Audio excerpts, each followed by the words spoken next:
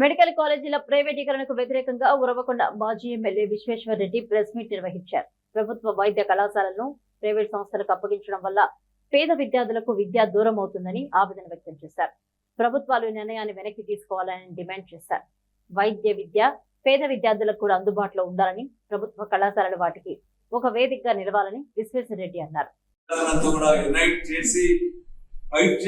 అదే పద్ధతుల్లో ఈ రోజు రాష్ట్రంలో ఉన్న విద్యార్థి యువజన సంఘాలందరూ కూడా ముందుకు రావాలా. వేల మంది విద్యార్థులు పోరాటంలో పాల్గొనాలా. ఇప్పటికే వైఎస్ఆర్ కాంగ్రెస్ పార్టీ దీనిపైన గొప్ప ప్రజా ఉద్యమాన్ని నిర్వహించాలనేటువంటి వైపుగా అడుగులు ముందుకు వేస్తా ఉంది. జగన్మోహన్ రెడ్డి గారు కూడా ప్రజా ఆరోగ్యాన్ని కాపాడుకోవడానికి కార్పొరేట్ శక్తుల కబంధాస్తాల నుండి ప్రజా ఆరోగ్యాన్ని రక్షించడానికి అవసరమైతే నేను కూడా అన్ని కాలేజీల దగ్గరికి వెళ్ళి కూడా పోరాటంలో పాల్గొంటానని చెప్తా ఉన్నాను. 19వ తేదీ మెడికల్ కాలేజెస్ దగ్గర చలో మెడికల్ కాలేజెస్ అనేటువంటి నిర్ణయాన్ని కూడా ఈరోజు విద్యార్థి యువజన సంఘాలు తీసుకోవడం జరిగింది.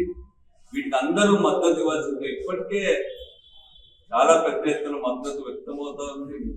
రాష్ట్రంలో ప్రజాతంత్రవాదులు, అదేవిధంగా అభ్యుదయవాదులు, సామాజిక శాస్త్రవేత్తలు అందరూ కూడా ఈరోజు పార్టీలకు అతీతంగా ఈ ప్రైవేటైజేషన్ వ్యతిరేకంగా పోరాటంలో పాల్గొంటామని చెప్పి ముందుకు వస్తా ఉన్నారు. ఇప్పటికైనా సరే చంద్రబాబు ప్రభుత్వం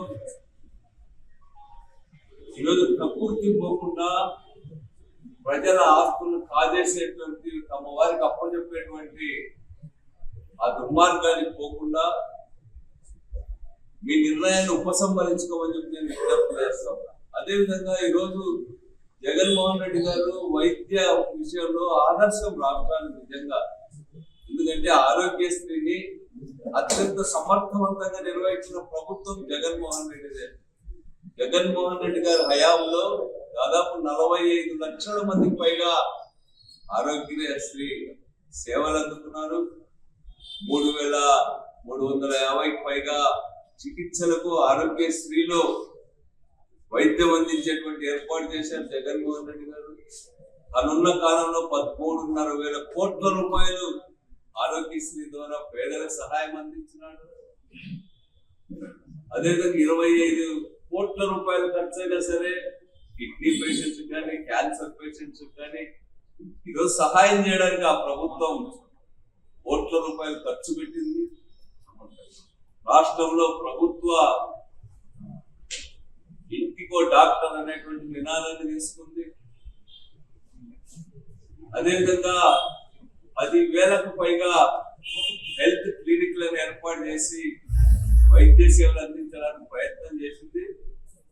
మరి జగన్మోహన్ రెడ్డి గారు సేవా దృక్పథంతో వైద్య రంగాన్ని నడిపితే మీరు దాన్ని వ్యాపారంగా చూస్తా ఉన్నారని చెప్పి నేను చంద్రబాబు నాయుడు గారి ప్రభుత్వాన్ని విమర్శిస్తా ఉన్నాను.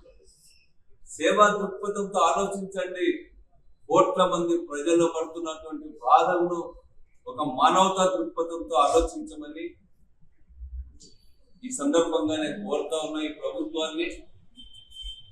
ఈరోజు ప్రభుత్వం అట్లే మొండిపోతే మాత్రం మీకు కూడా ఆ రోజు జనార్దన్ రెడ్డి గారికి పట్టిన గతే పడుతుంది ఈ ప్రభుత్వానికి కూడా అని హెచ్చరిక చేస్తా ఉన్నాం. మరోసారి ప్రజలందరికీ కూడా మేము విజ్ఞప్తి చేసేది, పర్టికులర్ గా విద్యార్థులు, యువకులు ఇప్పటికే తీసుకొచ్చినటువంటి 17 మెడికల్ కాలేజీలని కాపాడుకోవడానికి పెద్ద ఉద్యమానికి సిద్ధం కావాలని చెప్పి, భావితరాల భవిష్యత్తును రక్షించడానికి నడుము కట్టాలని చెప్పి విద్యార్థి యువకులందరికీ కూడా పిలిపిస్తున్నాం.